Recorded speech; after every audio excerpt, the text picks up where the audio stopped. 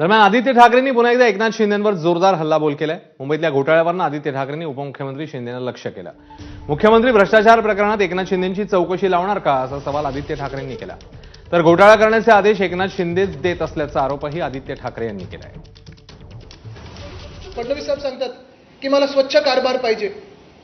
आज मी त्यांना विचारत आहे आपल्या माध्यमातून की भ्रष्टनाथ शिंदे जे त्यावेळी मुख्यमंत्री होते आणि नगर विकास खातं जे MMRDA ज्याच्या अंतर्गत येतं ते त्यांच्याकडेच आहे। कदाचित तुम्ही अधिकाऱ्यांवर कारवाई कराल, तुम्ही त्यांना सस्पेंड कराल, बाजूला कराल, पण अधिकाऱ्यांवर कारवाई करून काही अर्थ नाही, कारण जे आदेश देतात हे सगळे घोटाळे करण्याचे ते भ्रष्टनाथ शिंदे आहेत।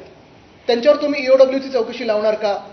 त्यांच्यावर न्यायालयीन चौकशी लावणार का? त्यांच्यावर तुम्ही EDची चौकशी लावणार का? आणि जो त्यांचा भ्रष्टाचार आहे तो सिद्ध त्याच्यातून होतच आहे, पण हा दिसत असल्यामुळे जोपर्यंत ही चौकशी पूर्ण होत नाही तेव्हापर्यंत तुम्ही ह्यांना मंत्रिमंडळातून ह्यांची हकालपट्टी करणार का? ह्या सरकारमध्ये फडणवीस साहेबांना दुसऱ्या कोणाची गरज पण नाही खरं पाहिलं गेलं तर।